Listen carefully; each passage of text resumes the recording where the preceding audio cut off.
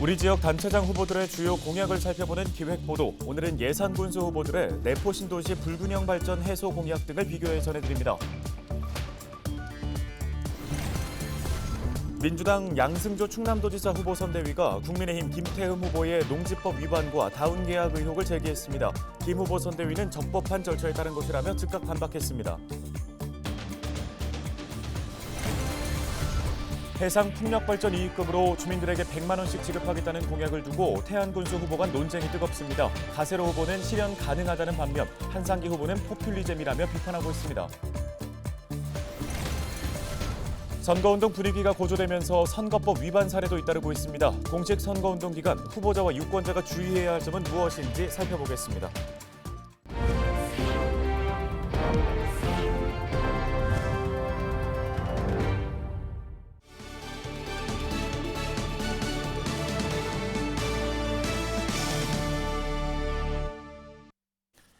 여러분 안녕하십니까? 헬로티비 뉴스 시작합니다. 이제 6일 지방선거가 일주일가량 남았습니다. LG엘러비전 충남방송은 우리 지역 단체장 후보들의 주요 공약을 비교해 전해드리고 있는데요. 오늘은 현역 군수가 불출마를 선언하면서 새 인물들이 맞대결을 펼치는 예산군으로 가보겠습니다. 더불어민주당 김학민 후보와 국민의힘 최재구 후보는 각각 어떤 공약을 내놨을까요? 한범호 기자가 정리했습니다. 내포 신도시 인구는 지난달 기준 2만 8천여 명. 10명 중 9명이 홍성 주민이고 나머지가 예산 주민입니다. 예산에선 홍성 쪽으로 개발이 치우쳐 있다는 불만의 목소리가 끊이지 않는 상황. 예산 군수 후보들은 불균형 발전에 대한 원인에서부터 시각차를 드러냈습니다. 원래 내포 신도시 50대 50 개발하기로 돼 있는데 홍성 정치인들이 이게 70대 30으로 바뀌어버렸어요. 이제 제가 군수가 되면은 30을 50으로 채우겠습니다. 첫 단추가 저는 잘못 끼워졌다고 생각을 합니다. 역대 12년간 민주당 도지사 후보들이 도지사들이 지역을 도정을 이끌어 오다 보니 지금까지 이런 상황이 온 거라고 저는 생각을 합니다. 제시하는 해법도 차이를 보였습니다. 더불어민주당 김학민 후보는 산업단지 조성을 강조했고 오가 시남 지역으로 100만 평 규모의 첨단 자동차 산업 클러스터로 만들 예정입니다. 이곳에 앞으로 첨단 산업이 들어오면은 이 내포가 더 이상 홍성 중심이 아니라 예산도 균형적으로 발전하는 계기가 될 것입니다. 국민의힘 최재구 후보는 집권 여당 프리미엄을 앞세웠습니다. 윤석열 대통령이 취임을 하고 또 취임 전에 내포에 2번을 다녀가셨습니다. 수도권 공공기관 이전을 해주시다는 약속을 했습니다. 10개 이상을 제가 예산 군수가 되면 꼭 유치하도록 하겠습니다. 이런 가운데 지난해 인구 소멸 지역으로 지정된 예산군. 두 후보 모두 적극적인 일자리 창출을 인구 유입 방안으로 꺼내놨습니다. 국가산업 클러스터 100만 평 부지에 수소연료 전지차, 자율주행 자동차 그리고 IT 관련된 업체들을 유치할 준비를 하고 있습니다. 원도심이 비어지고 있는데 여기에 대규모 복합 문화 쇼핑 시설을 만들고 공주대학교 예산 캠퍼스 학생들이 이곳에서 주민들과 함께 창업 보육을 하고 산업단지에 거주하는 근로자들은 약 6,307명이 지금 있습니다. 그분들을 예산에 주소를 이전하는 것을 제 첫 번째로 생각을 하고 있고요. 제가 갖고 있는 138만 평의 산업단지를 꼭 빨리 조기에 완공을 시켜서 친환경적이고 우량 기업을 유치해서 예산군의 인구 늘리는 데 총력을 다하겠습니다. 출렁다리 이후 관광 경쟁력을 키울 방안도 물었습니다. 후보들은 예당호 주변을 개발해야 한다고 한 목소리를 냈는데 주목하는 핵심 콘텐츠는 달랐습니다. 예당호 수변 지역과 함께 테마파크를 조성해서 앞으로 서해 고속전철 그리고 서해 제2고속도로가 완성이 되면은 이곳은 수도권에서 1시간 이내에 올 수 있는 용인의 에버랜드 못지않는 예산의 새로운 개념의 테마파크를 만들 예정입니다. 지금 마리나항을 조성할 계획을 갖고 있습니다. 현재 충남도에서 절차를 밟고 있는데요. 이거를 확대시켜서 거기에서 노는 문화를 만들어 줘야만이 젊은 유동인구들이 예산 와서 관광을 즐길 수 있지 않을까 그렇게 저는 생각을 합니다. 보수 강세인 지역에서 김학민 후보가 첫 진보 진영 군수가 될지 젊은 일꾼을 내세운 최재구 후보가 첫 50대 군수가 될지 예상 국민들의 최종 선택에 관심이 모아집니다. 헬로티비 뉴스 한보우입니다. 더불어민주당 양승조 충남도지사 후보 선거대책위원회가 국민의힘 김태흠 후보의 농지법 위반과 다운계약 의혹을 제기했습니다. 양 후보 선대위는 23일 논평을 내고 김 후보가 2006년 7월 매입해 소유하고 있는 보령시 웅천읍 수부리의 농지 2필지를 불법 형질 변경하고 무단 전용한 의혹이 있다고 주장했습니다. 또 김 후보가 해당 토지를 평당 약 3만 8천 원에 매입했는데 당시 인근 토지의 매입가보다 60% 저렴해 다운계약 신고가 이뤄진 것으로밖에 볼 수 없다며 추가 의혹들을 제기했습니다. 이에 김태흠 후보 선대위는 즉각 해명 자료를 내고 해당 농지는 생가에 접한 텃밭으로 시세대로 적법한 절차에 따라 매입한 것이라고 반박했습니다.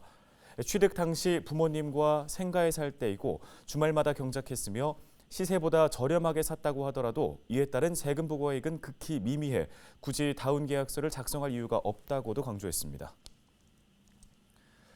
태안군수 후보들이 공약의 실현 가능성을 두고 공방을 벌이고 있습니다. 국민의힘 한상기 후보는 24일 기자회견을 갖고 더불어민주당 가세로 후보가 해상풍력발전 이익금으로 모든 군민에게 연간 100만 원을 지급하겠다고 약속한 건 포퓰리즘 공약이라고 주장했습니다. 그러면서 공약 실현을 위해서는 연간 약 630억 원이 필요한데 현재 태안화력에서 나오는 세수가 120억 원에 불과하고 이 중 35%만 태안군에 배정된다고 덧붙였습니다. 이에 대해 가세로 후보는 실현 가능한 공약이라며 즉시 반박하고 나섰는데요. 가 후보는 해당 공약에 필요한 재원은 세수가 아니라 해상 풍력 발전을 주민 참여형으로 추진해서 나오는 이익금으로 충당하는 것이라고 밝혔습니다. 또한 법적 근거도 마련돼 있다며 한 후보에게 관련 토론을 제안했습니다. 지역의 일꾼을 뽑는 6일 지방선거를 앞두고 선거운동의 열기도 점차 고조되고 있습니다. 공식 선거운동 기간에 할 수 있는 것과 할 수 없는 것들은 무엇일까요? 양진호 기자가 정리했습니다. 그동안 명함만 나눠줬던 후보들. 공식 선거 기간이 시작되면서 본격적인 거리 유세가 가능해졌습니다. 확성기를 활용한 대중 연설이 시작되는 겁니다. 유니폼을 입고 어깨띠를 두른 등록 선거 사무원들의 선거운동도 막이 오릅니다. 이런 선거운동은 선거 전날인 31일 자정까지만 가능합니다. 하지만 전자우편이나 SNS, 문자메시지를 활용한 선거운동은 선거 당일까지 할 수 있습니다. 후보자나 선거운동원이 개개의 유권자를 직접 찾는 호벌 방문은 엄격하게 금지됩니다. 동창회나 산악회 등 개별 모임을 통한 선거운동 역시 단속 대상입니다. 불편을 줄 수 있는 확성기, 녹음기 사용은 아침 7시부터 밤 9시까지로 제한됩니다. 특히 이번 선거부터 확성장치 소음 기준이 적용돼 127데시벨을 초과해서는 안 됩니다. 시 도지사 후보자용은 150데시벨 미만까지 허용되는데 바로 앞에서 들리는 자동차 경적 소리가 110데시벨 정도라 해당 기준이 의미가 있냐는 지적도 있습니다. 전화를 이용한 선거운동도 밤 11시부터 다음날 아침 6시까지는 할 수 없습니다. 허위사실 유포, 비방과 같은 흑색 선전은 강력처벌 대상입니다. 돈이나 선물을 주고받거나 음식을 대접하거나 얻어먹는 것 역시 엄격히 금지됩니다. 선거에 관하여 금전, 음식물 등을 받으면 제공받은 금액 또는 음식물 등 가액의 10배 이상, 50배 이하에 상당하는 금액의 과태료가 최고 3천만 원까지 부과되오니 사전투표는 27일 금요일과 28일 토요일 이틀간 실시됩니다. 이번 선거는 선거 연령을 만 18세로 낮춰 치르는 첫 선거입니다. 2004년 6월 2일 이전 출생자부터 투표권이 주어집니다. 만 18세 유권자는 모두 21만여 명으로 집계됐습니다. 현행과 같은 격리 의무가 유지될 경우 코로나19 격리자 등은 사전투표 2일차에는 18시 30분부터 20시 사이에 선거일 당일에는 18시 30분부터 19시 30분 사이에 투표를 하실 수 있습니다. 선거범죄 총력 대응 체제에 돌입한 경찰은 벽보, 현수막 훼손에 대해서는 선거 후에도 끝까지 추적해 처벌할 방침이라고 밝혔습니다. 헬로티비 뉴스 양진호입니다. 비전 2022 지역의 희망을 LG헬로비전은 6월 1일 제8회 전국 동시지방선거 특집 개표 방송을 진행합니다. 우리 지역 단체장과 의원은 누가 될지 시시각각 개표 정보를 확인할 수 있습니다. 저녁 7시부터 채널 25번 지역방송에서 보내드리는 제8회 지방선거 개표 방송 많은 시청 부탁드립니다.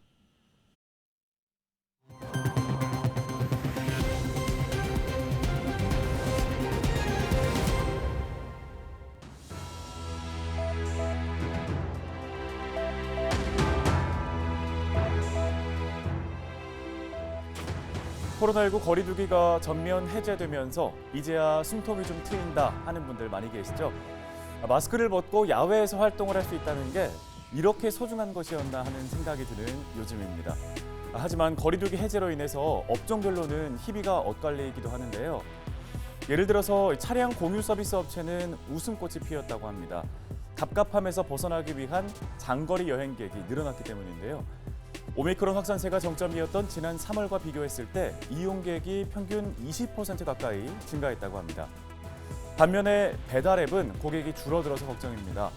한 회사는 전달 대비 최대 90만 명이 감소하기도 했는데 상황이 이렇다 보니 업체들은 음식 이외에도 화장품과 유아용품 등 30여 종으로 배달 품목을 확대하면서 돌파구를 찾고 있는 모습입니다. 코로나 상황에 따라 울고 웃는 시장 경제. 데일리 브리핑이었습니다.